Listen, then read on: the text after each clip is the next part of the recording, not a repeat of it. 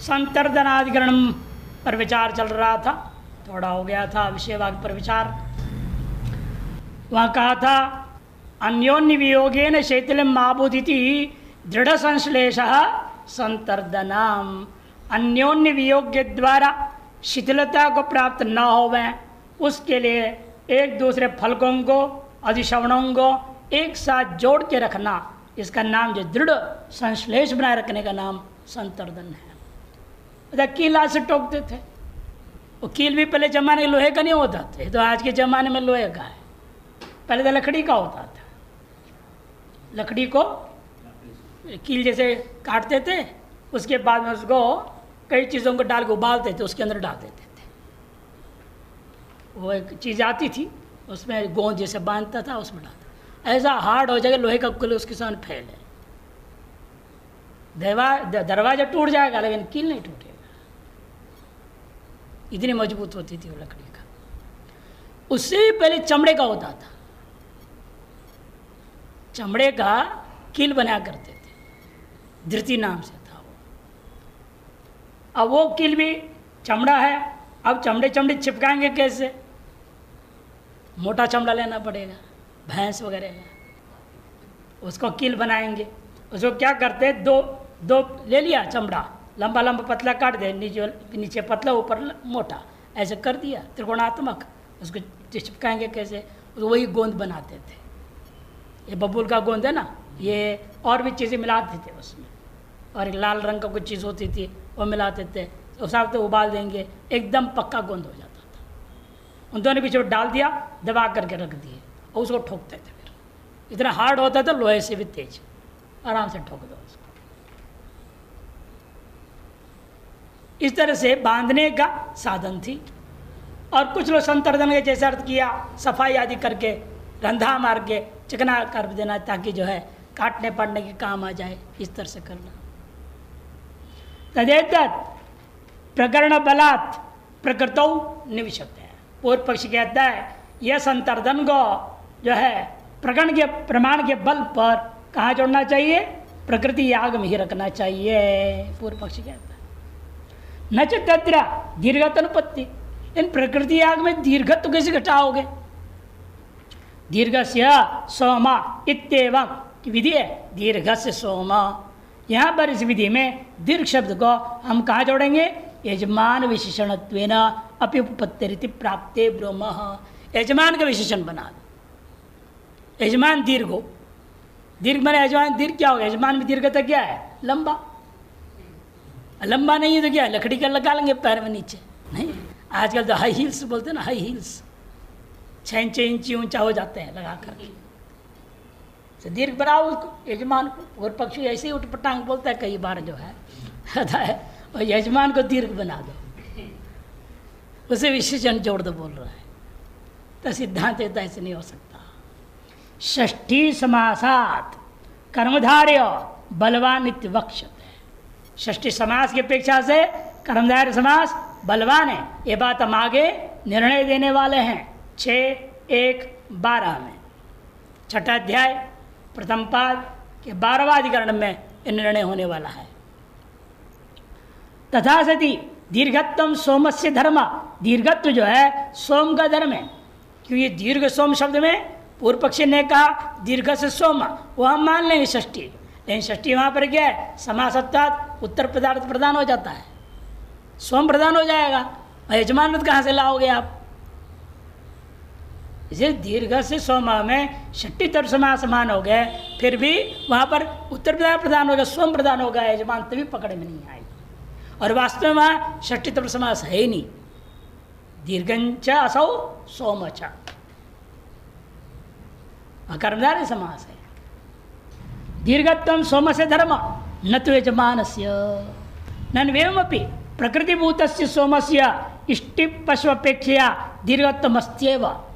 फिर भी प्रकृतिभूता जो सोम है वो इष्टि की अपेक्षा से, पशु की अपेक्षा से भी, इष्टि पशुवादि की अपेक्षा से दीर्घत्वम अस्ति चेत नौ सोम शब्दे नैव तद अवगतौ दीर्घ शब्द से वही अर्थात सोम शब्द से ही दीर्घ काल में संपन्न होने वाला एक ज्ञापन हो गया। ये सोमयाग में दीर्घ काल लगता है, पशुयाग अल्पकाल में संपादन होता है, इष्टियाँ भी अल्पकाल में संपादन होते हैं। सबसे ज़्यादा समय लगता है सोमयाग में। क्रयण भी 10 विध क्रयण करना पड़ता है, फिर उसको ला के कूटना, रस निकालना, बहुत झंझट है उसमें। फिर रथ में उसको लाना, एक रथ बैलगाड़ी जैसे बनते, बांस के बनाते छोटे से, और उसे पकड़ के वहाँ से लाते हैं। फिर 16 ग्रह पात्र टपक टपक के भरना है। वो टपक के भरना कोई आसान है क्या? कितना टाइम लगता है? एक एक जो है ग्रह पात्र द्रोण पात्र से टपकनी लगा देते हैं। जैसे शिव जी का जलर नहीं देखते हैं आप, टपकनी का रखते हैं, वैसे डालते हैं। उसे सोमरस टपकेगा ग्रह पात्र में। 16 ग्रह पात्र भरने में कितना टाइम लगेगा? अतः सोम शब्द से ही मालूम हो जाता है दीर्घकालीन आ गई, और दीर्घ विशेषण देने की जरूरत नहीं थी। फिर तो विशेषण को और तात्पर्य लेना पड़ेगा यहाँ। वैसे सोम शब्द देने तब कहता हो दीर्घ शब्द सोमयर्त्या न इष्ट पशुपेक्षा ह्रस्व कश्चित सोमो अस्ति। और इष्टियाग या पशुपेक्षा से कोई ह्रस्व छोटा कम समय में होने वाला कोई सोमयाग है भी नहीं। यस्य व्यावृत्ति दीर्घ शब्द प्रयुज्यत, जिसकी व्यावृत्ति करने के लिए दीर्घ शब्द का प्रयोग कर सकें। तस्मात् प्रकृति रूपम ह्रस्वम सोमम व्यावर्तितुम अयम दीर्घ शब्द। इसे प्रकृति याग में आया हुआ जो सोमयाग है वो उसकी अपेक्षा से विकृति याग में जो सोमयाग है वो दीर्घ है। ये बताने के लिए, हाँ, प्रकृति का ही बल्कि व्यावर्तन करने के लिए, विकृति में ले जाने के लिए दीर्घ शब्द आया है। ये प्रकृति में मान ज्योतिष्ठोम में जहाँ सोमयाग है, पशुयाग है, इष्टियाँ भी हैं, वहाँ प्रकृति में रहने वाला सोमयाग कम समय में की जाती है। यद्यपि इष्टि और पशु की अपेक्षा से ज़्यादा समय है, यानी उससे भी ज़्यादा समय होता है किसी विकृति याग विशेष में जो सोमयाग है और अधिक समय में किया जाता है। उसके लिए प्रकृति से विकृति में विद्यमान फर्क में व्यावर्तन करने के लिए दीर्घ शब्द दिया गया। विकृतिषु, कौन है विकृति? उक्त्यादिषु ग्रहाधिक्येन दीर्घत्वम। देखो विकृतियों में भी उक्ति आदियों में ग्रह पात्र बढ़ता है ना। आपने देखा था, कल ही दिखाया था ना चित्र, 12, 16, 24, 48 तक थे ना। ग्रह पात्र बढ़ते जाते संख्या, और जितनी ग्रह पात्र संख्या बढ़ेगा उतने ही ज़्यादा समय लगना है। ग्रह पात्र के आधिक्य न दीर्घत्म द्विरात्रायशु आवृत्तिया दीर्घत्म। और द्विरात्रादियों में बार बार सोम की आवृत्ति भी करोगे उससे भी दीर्घत्व हो जाता है। तस्मात् वाक्य न प्रकरण बाधित्वा विकृतिषु तन्निवेशा। वाक्य प्रमाण के द्वारा प्रकरण प्रमाण को बाध करके विकृति यागों में उसका प्रवेश करनी चाहिए। प्रकृत हो तो दीर्घ शब्द से बाध पूर्व मुक्ता। और प्रकृति में दीर्घ शब्द का प्रयोजन का कोई व्यर्थ होकर के बाधित हो जाता है। ये पूर्व में हम कह चुके हैं। संतर्दन बाधंच साक्षात श्रुते। और संतर्दन का भी प्रकृति में बाध साक्षात श्रुत है। हनुवा एते यज्ञस्य यद अधिश्रवणे न संतृणति असंतृण्ये ही हनु इति। ये कहते प्रकृति याग में कहा इनको न संतृणति, इनको कील ठोके मिला के टाइट करना नहीं है, बांधना नहीं है आपने। क्यों? ये हनु के समान है। प्रकृति याग में हनुवा एते यज्ञस्य, यज्ञ के हनु के समान। हनु का मतलब क्या होता है? हाँ, होंठ से संबंध, एक तरह से होंठ से संबंध है ना हिस्सा। ये जो है हनु कैसे होता है? माने एक से हनु से उपलक्षित होंठ, होंठ जैसे अलग रहते, चिपकाते हैं क्या? चिपके तो खाएंगे कैसे आप? से अलग ही रहता है। उसी प्रकार से वहाँ दो अधिश्रवण भी अलग ही रहने देना है। जैसे हनु से उपलक्षित जो अधर बोलते हैं ना, अधर, इसका नाम अधर है संस्कृत, होंठ। हनु से लक्षित है, हनु के समीपस्थ होंठ। जैसे होंठ अलग अलग रहते हैं उसी प्रकार से दोनों अधिश्रवण अलग अलग ही रहना है, उसको जोड़ना नहीं है। ये प्रकृति याग में स्वयं संतर्दन का तो निषेध ही कर दिया, वह अन्वय कैसे करोगे प्रकृति याग में? हनुवा एते यज्ञस्य दधिश्रवणे न संतृणति असंतृणे ही हनु। कि लोक में भी हम देख रहे हनु कैसा है? असंतृण है। जुड़ा हुआ नहीं है, किसी से भी बंधा हुआ नहीं है वो, उसी प्रकार से इति तस्मात् न प्रकृतो निवेश, प्रकृतियाग में इसका निवेश नहीं होगा, किंतु विकृत्याग में स्वंगत्व न अन्वय किया जाएगा। सप्तदशाधिकरण मारचेति 17वाधिकरण है, इसका नाम है प्रवर्ग्याधिकरणम, प्रवर्ग्य अधिकरण, प्रवर्ग्याधिकरणम। न प्रवृंज्यादाद्ययज्ञे कृतौ सो अनुतिष्ठतावुत प्रतिषेध कृतौ युक्त उक्ता ह्यस्याद्ययज्ञता प्रवृणक्ति उपसद्भ्यः प्रागिति वाक्यात् कृतौ विधेः आद्य प्रयोगे प्राथम्यात् निषेधः क्वचिदेव सः।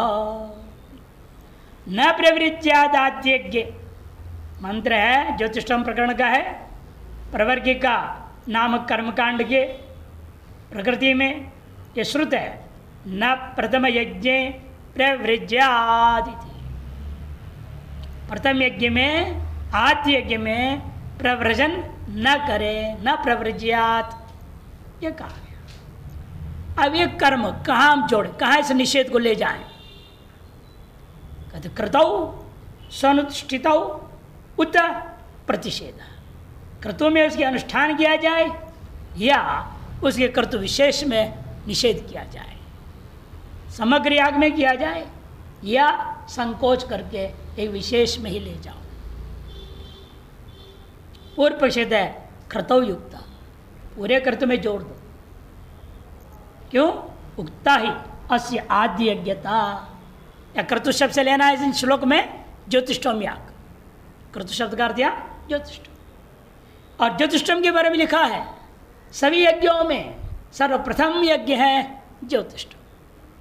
अच्छा, प्रथमत्व यज्ञ ज्योतिष्ठोम में कहा गया है, या आद्य शब्द का, प्रथम शब्द का, तो उसका अर्थ भी ज्योतिष्ठोम ही लेना चाहिए।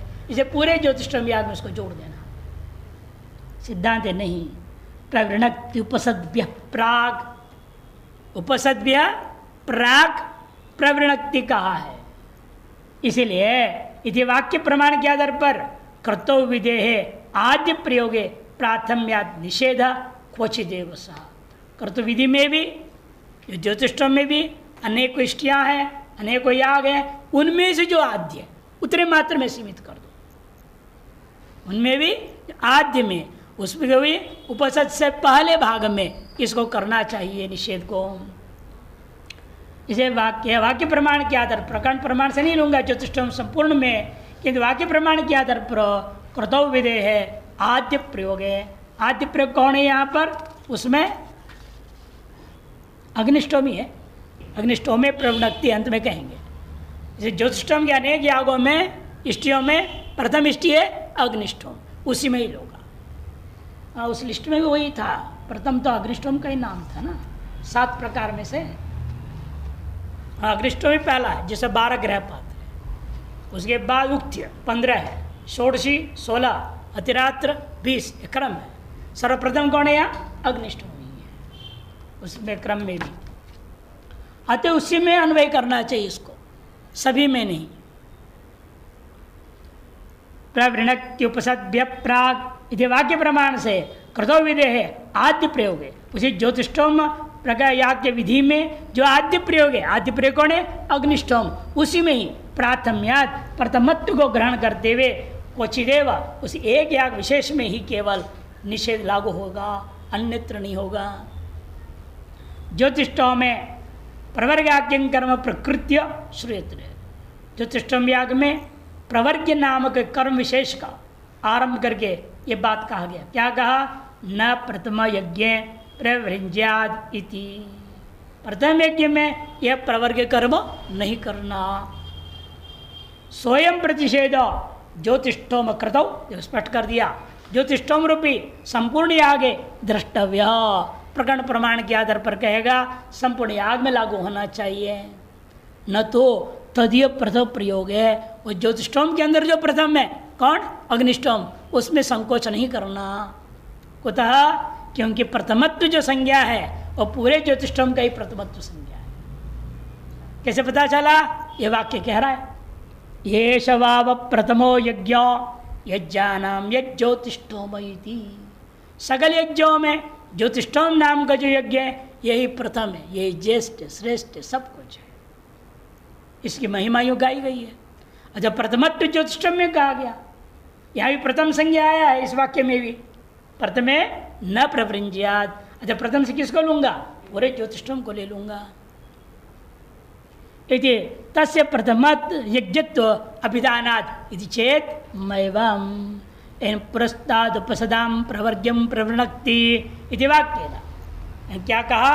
उपसदृष्टियों से पहले प्रवर्ग कांड, जो प्रवर्ग नामक जो आपका कर्म है उसको प्रवर्जन करें। इति वाक्य न क्रतौ प्रवर्ग्य से विहितत्वात्, वाक्य में क्रतु के अंतर्गत प्रवर्ग का विधान किया गया।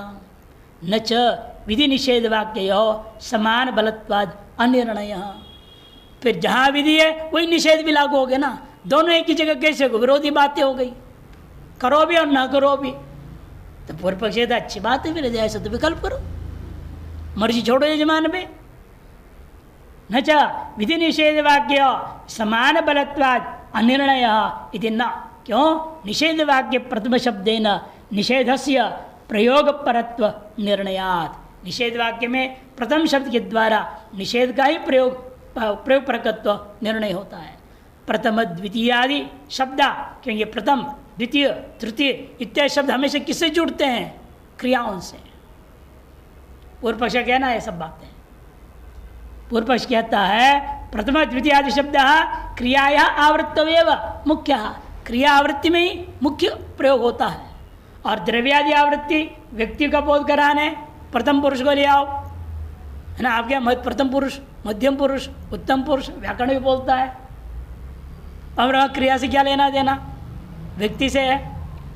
तुम को है ना मध्यम पुरुष कहा जाता है, अहम को उत्तम, युष्मत से जो है मध्यम, अस्मत से उत्तम पुरुष, और तदन्य जितने भी सात होते वगैरह वो क्या हो जाते हैं? प्रथम पुरुष।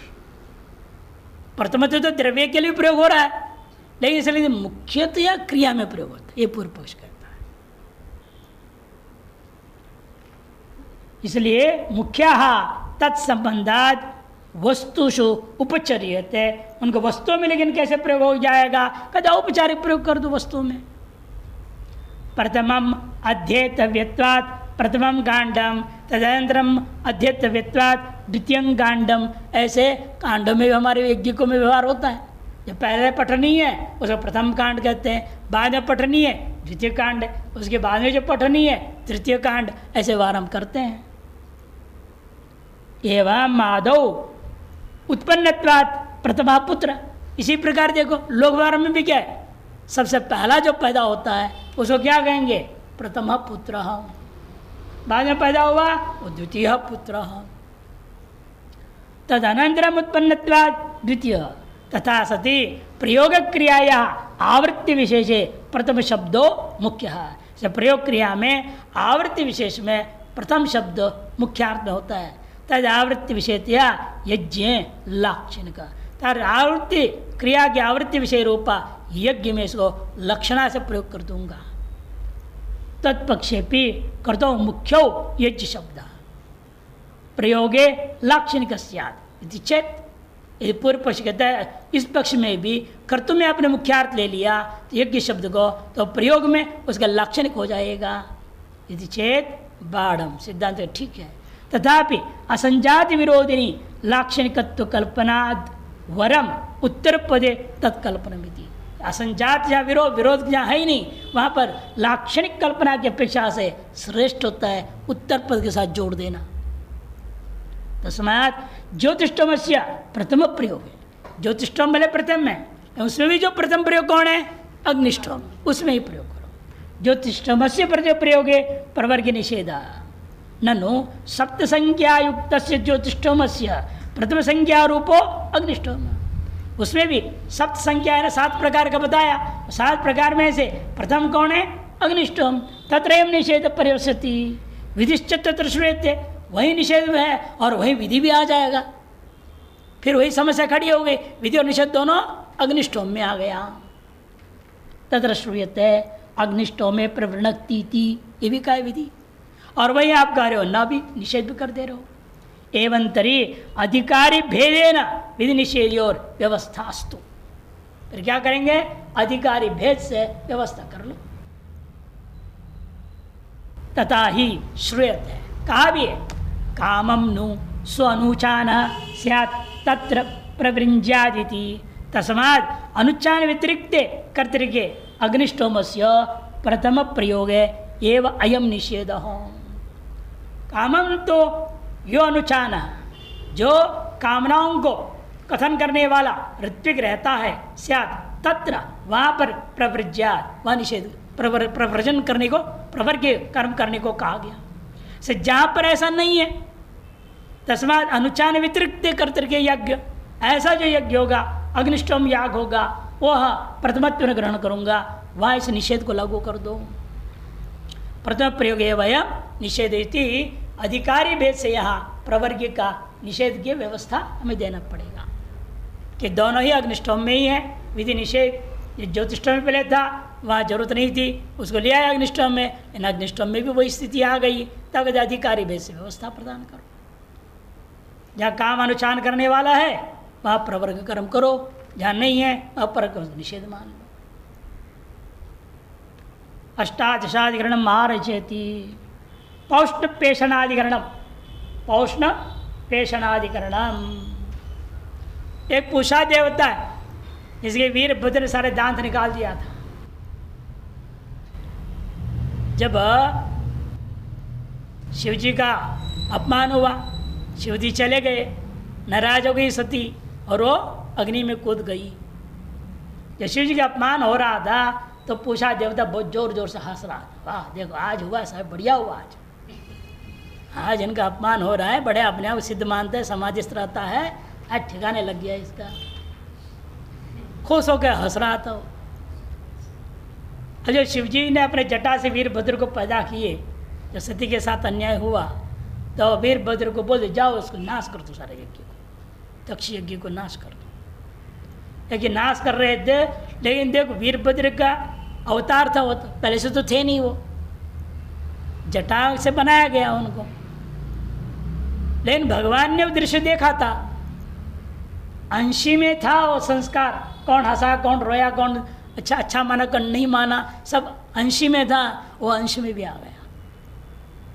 और वीरभद्र से पहचान लिया कौन हंस रहा था, कौन क्या कर रहा था, कौन जिसको जैसा वैसे दंड दिया।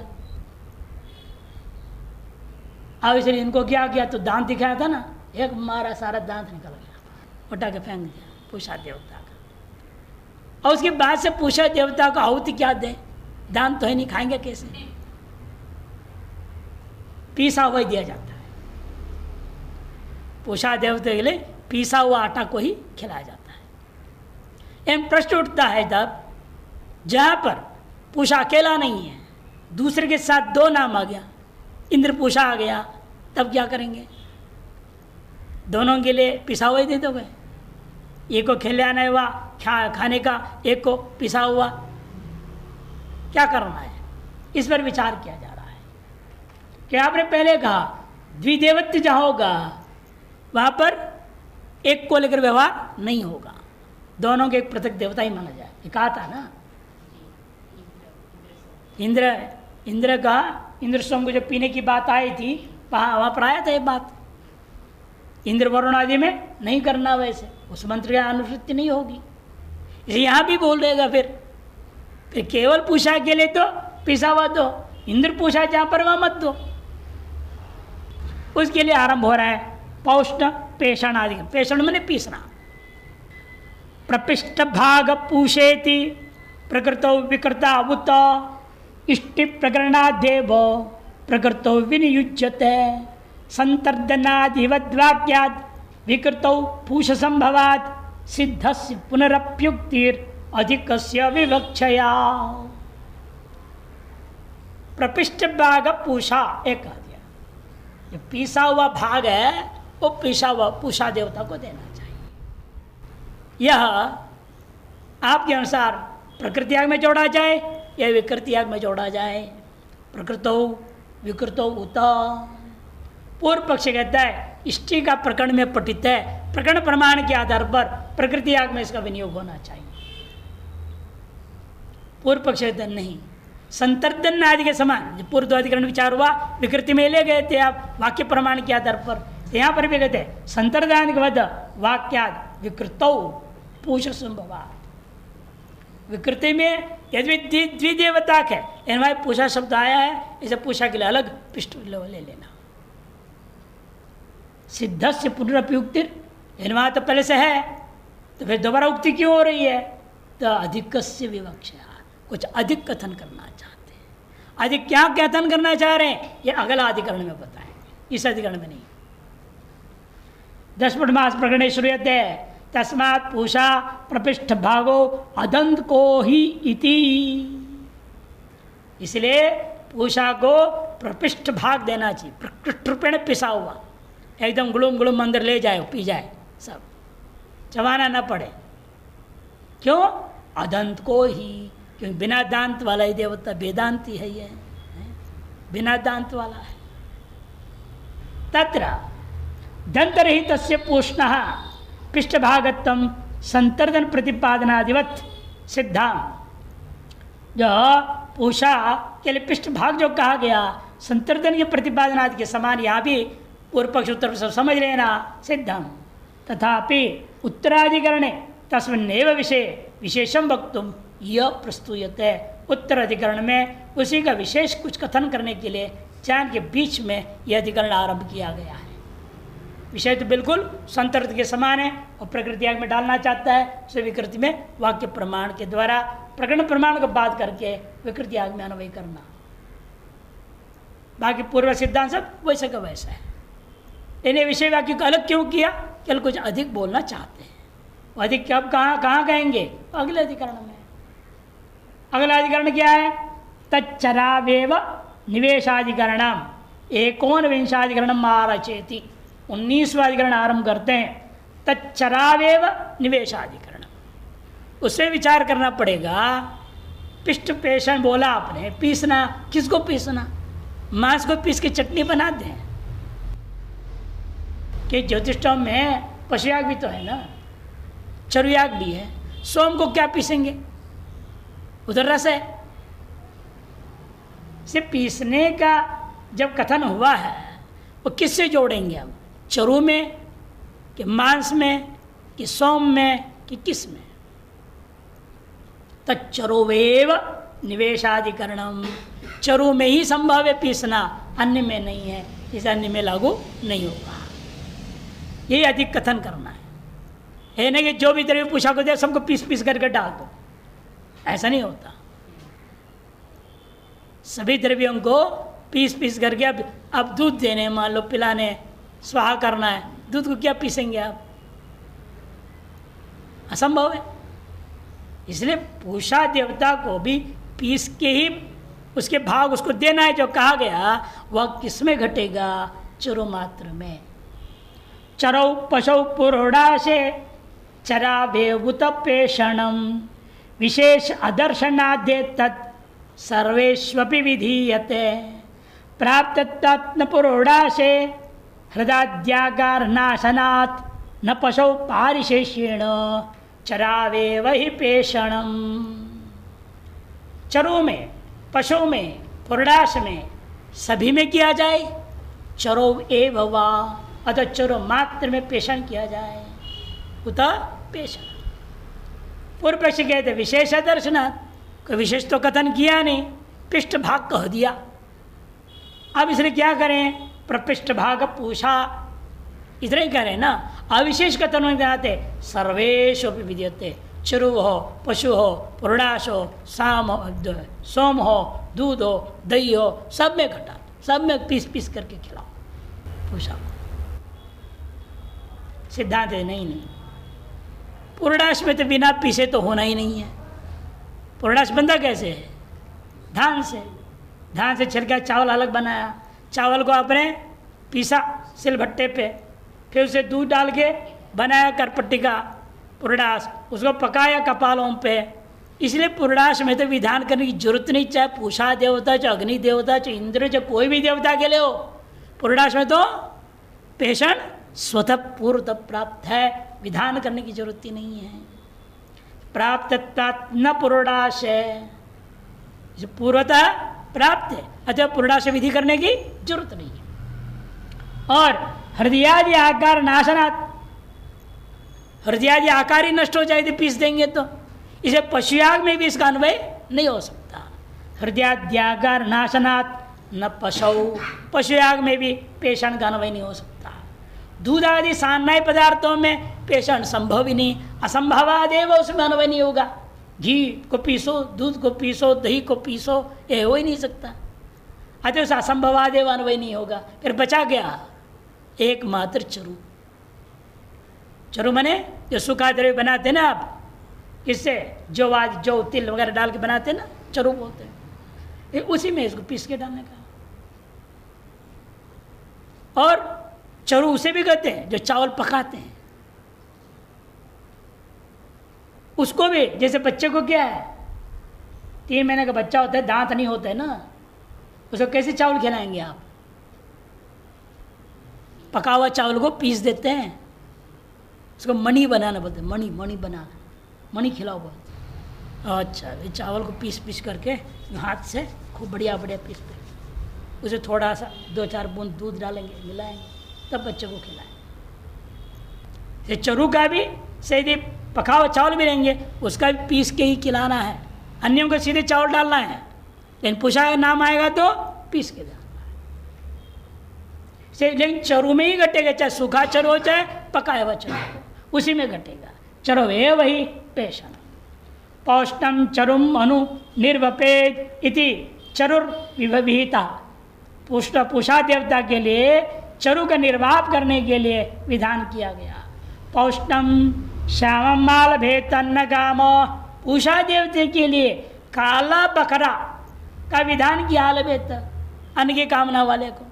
से पूषा देवता देखो, पूषा चरु भी खिलाया जाता है, पूषा को पशु भी देने को कहा दिया है। और पशु मालभ्य पुरुडाशम निर्वपति, पशु का आलम्बन करके पुरुडाश का जो निर्वाप करना चाहिए, तो उसी पूषा देवता के लिए पशुआलंबन की बाद में पुरुडाश का भी विधान कर दिया। मैंने पूषा देवता को चरु भी देना है, पुरुडाश भी देना है, पशु भी देना है। इनमें से किसको पीसना है, ये प्रश्न उठा। चोदकेन पौष्ट पशु प्राप्त, इसे अतिदेश के द्वारा हम क्या करेंगे, पौष्ट पशु में, पौष्ट चरु में, पौष्ट जो है पुरुडाश में, सभी में प्रपिष्ट भाग जो कहा गया प्रकृति में, वो विकृति के सभी में अन्वय हो जाएगा। तत्र यद्देवत्य पशु तद्देवत्य पुरुडाश न्यायेन, पुरुडाशस्य पूषा देवता, जिस देवता का पशु है तद्देवती पुरुडाश होता है। इस न्याय के आधार पर पुरुडाश का भी देवता पूषा देवता है। तत्र पूर्वोक्तम पेषणम विषयीकृत्य उच्यमानः संशय पूर्वोत्तर पक्षाः विस्पष्टाः। इस तरह से इस पूर्वोक्त प्रकृतिगत पेषण जो विकृति में आया है, ये विषय करके उच्यमान जो संशय है, पूर्व पक्ष और उत्तर पक्ष श्लोक में स्पष्ट है, इस उसकी व्याख्या नहीं कर रहे। स्पष्ट का मतलब क्या, श्लोक में बोल दिया था, पूर्व पक्ष ने कहा विशेष कथन नहीं है, सब में सबको पीस पीस करके खिलाओ पूषा को। तो सिद्धांत नहीं, पुरुडाश में तो पहले पीसना प्राप्त ही है, पुनर्विधान करने की जरूरत नहीं है। और पशुयाग में यदि हम पीसने लग जाएं, तत्त आकार जो था उसका होना चाहिए, वह आकार भंग हो जाएगा। और सान्नाय में असंभव है, अतः बचा चरु, से चरु का ही पेषण होगा, ये सिद्धांत है। विंशाधिकरण मारचति, 20वाधिकरण आरंभ होता है, वह भी विचार होगा, एक देवता को नहीं दिया जाए या द्विदेवता को तब भी पीस के दिया जाए। एक देवता में तो पीस के देना ही है, बेचारे से एक अकेला पूषा देवता से दान तो ही नहीं ना, ये उसको तो पीस के देना ही देना है, लेकिन द्विदेवता में भी देना है कि नहीं देना है। तदेक देवत्वे निवेशाधिकरणम, यह अधिकरण आरंभ होगा। तदेक देवत्वे निवेशाधिकरण, न तो द्विदेव। द्विदेवके किम पिंस्यात् उत पूषैक देवके, द्विदेवके तत्पुष्टः सत्वात् पेषण भागिनः, देवता विफलत्वेन पेषणम न प्रयोजयेत यागस्य तत्वे भागोक्तेर न यागांतरगामित। द्विदेवक यागों में जब पूषा होगा वहां भी पीसना चाहिए, उता जब पूषा अकेला देवता हो वहां पीस के खिलाना है। ये संशय हुआ। पूर्व पक्ष कहता है 2 देवता के साथ हो, 3 देवता के साथ हो, पूषा भी साथ में है, वो दांत तो तब भी नहीं रहेगा ना। इंद्र के साथ खड़ा होकर तो दांत आ जाएंगे उसको, तभी दांत तो नहीं रहेगा। तो इसलिए इंद्र के साथ पूषा है, उसको जब हम देंगे तो पीसा वही देना चाहिए, पूर्व पक्ष कहता है। द्विदेवके तत्पूषणा सत्वात् पेषण भागिन, और पीस करके ही उसका भाग उसको देना चाहिए। सिद्धांत नहीं। द्विदेवता में से द्विदेवता का नाम हम लेते हैं, इनके यहाँ क्या है? मंत्रमय देवता है, 2 आदमी नहीं है। पहले विचार आया था ना, खाते तो है नहीं है। यहाँ जो स्वाहा करना, अग्नि में डालना है उनके लिए खाना है, अलग कुछ नहीं। से दांत होना ना होना इसे कोई लेना देना नहीं है यहाँ पे। भले कथा के अनुसार दांत नहीं से पिसा हुआ कहा जाता है, लेकिन वास्तव में देवता विफलत्वेन, दिव्य देवता में से एक एक पृथक कर दोगे वो व्यर्थ हो जाएंगे। अकेला हो ही नहीं सकते कि मंत्रात्मक देवता के मंत्र को टुकड़ा करेंगे, अलग अलग पाठ करेंगे क्या? जिस देवता के मंत्र को अग्निशोम है, अग्निशोम है तो अग्नि के लिए अलग बोलूंगा, सोम के लिए अलग बोलूंगा क्या? एक साथ ही पाठ होगा, वो अलग अलग पाठ नहीं किया जा सकता। इसलिए यहाँ पर भी इंद्र पूषा आदियों में भी, सोम पूषा, इंद्र पूषा आदि में भी अलग अलग पाठ नहीं हो सकता। अच्छा, अलग अलग उनको द्रव्य नहीं दिया जाएगा। देवता विफलत्वेन पेषणम न प्रयोजयेत। अतः दूसरी बात यह भी है, याग में प्रयोजक कौन होता है? याग त्यागना, स्वाहा करना, उसे प्रयोजक देवता नहीं है। देवता को उद्देश्य मात्र कर रहा हूं, त्यागता हूं क्या? द्रव्य को। जब प्रयोजक मुखी कौन है? द्रव्य, न कि देवता। इसे कहते हैं देवता विफलत्वेन पेषणम न प्रयोजयेत यागस्य तत्वे भागोक्ते। याग ही वास्तविक के यहाँ पर। क्यों? कैसे पता चला? भाग शब्द आया ना, भाग का मतलब उनकी आहुति, आहुति तो याग में होगा। इसीलिए जो देवता यागस्य तत्वे भागोक्तेर न यागांतर गामित, और यागांतर में ले भी जा भी नहीं सकते उसको। जिस देवता के याग में है तो जिस देवता के याग में ही उसका प्रयोग होगा, अन्यत्र लेके भी नहीं जा सकते। अतएव पेषण नहीं होगा। राजसूये श्रूयते, राजसूयाग में की विकृति में आया है सोमा पौष्णम चरुम निरूपति, इंद्रा पौष्णम चरुम निरूपति। इस प्रकार से राजसूयाग अंग के रूप में, विकृति यागों के रूप में ये पाठ आया। यहाँ द्विदेवता के देखो, सोम पूषा और इंद्र पूषा, इंद्र और पूषा, सोम और पूषा, द्विदेवता जो विकृति याग विशेष में चरु का निर्वाप करने बोला। वहाँ चरु का पेषण होगा कि नहीं होगा? पूर्वाधिकरण के अनुसार पूषा देवता के लिए चरु पेषण होना चाहिए, या भी चरु पेषण होना चाहिए, पूर्व पक्ष कहेगा। तत्र द्विदेवके भी चरो पृष्ठभाग पूष्ण सत्वात् पेषणम पूषार्थम कर्तव्यमिति चेत। द्विदेवता होने के बावजूद भी उस चरो में पृष्ठ का भागी पूषा देवता भी होने के कारण से पीस करके ही उस पूषा देवता के लिए हवन करना चाहिए। यदि चेत तत्र वक्तव्यम। वह हम पहले पूर्व पक्षी को विकल्प प्रश्न डाल करके पूछूंगा, किम पेषणस्य देवता प्रयोजका किम वा यागा। पीसना किस लिए? पीसने के प्रति प्रयोजक कौन है? देवता प्रयोजक है या याग प्रयोजक है? और आप कहोगे भाई दांत नहीं था, आपने कहानी सुनाया है, इसे देवता ही प्रयोजक है, बिना दांत के चबाएगा कैसे? इसे देवता को ही प्रयोजक मानना चाहिए, ये पूर्व पक्ष कहेगा। तो सिद्धांत के दिन नहीं, याग या प्रयोजक है कि देवता तो खाते ही नहीं, बात और आगे निर्णय आने वाला है। उनका शरीर ही नहीं है तो खाएंगे क्या? दांत को होने न होने की बात कहाँ से आ रही है? उनके शरीर ही नहीं होता। विग्रहाधिकरण आएगा ना, विग्रह हविषाम होगा, 5 चीज नहीं मानते देवताओं के, ये मान सकते। तत्र वक्तव्य किम पेषण से देवता प्रयोजका किम वा याग न आद्य याग मंत्रेण केवल देवता फल जनकत्व भावना, कि याग के बिना केवल देवता आपको फल उत्पन्न करने वाले नहीं है। अतएव पेषण प्रयुक्तम न भवति, से पेषण के प्रति प्रयोजक देवता नहीं हो सकता। पौष्णस्य यागस्य पेषण प्रयोजकत्वेतु तत्पेषणम द्विदेव के यागांतरिगंतम नारति, ऐसे पूषा देवता के याग में पेषण करना प्रयोजक बनता है, तो वह पेषण द्विदेवता के रूपी यागांतर में वह पेषण नहीं जा सकता। पूषा प्रपिष्ठ भाग इत्यत्र यागो न श्रुतति चेत, लेकिन प्रकृति में जो बोला पूषा प्रपिष्ठ भाग, या याग शब्द कहाँ, ये चेत कहाँ है, या है नहीं। पूषा प्रविष्ट भागे न ये चेत होता तब तो आपकी बात मानता, ऐसे तो ही नहीं। यहाँ ये पूर्व पक्षी कहा, तो सिद्धांत कहते नहीं, भाग शब्द का अर्थ क्या है? भाग किसको कहते? कर्मकांड में भाग शब्द अन्यतानुपत्या याग से कल्प्यत्वात्। भाग का मतलब तो देवता हिस्सा, आहुति जो दिया जा रहा है। हर देवता की अपनी अपनी भाग है, हिस्सा। ये रुद्र भाग है, एक क्षेत्रपाल का भाग है, यज्ञों में होता है, वो भाग उनको देना चाहिए। अब रुद्र यही तो हुआ यज्ञ में, दक्ष यज्ञ में क्या हुआ था?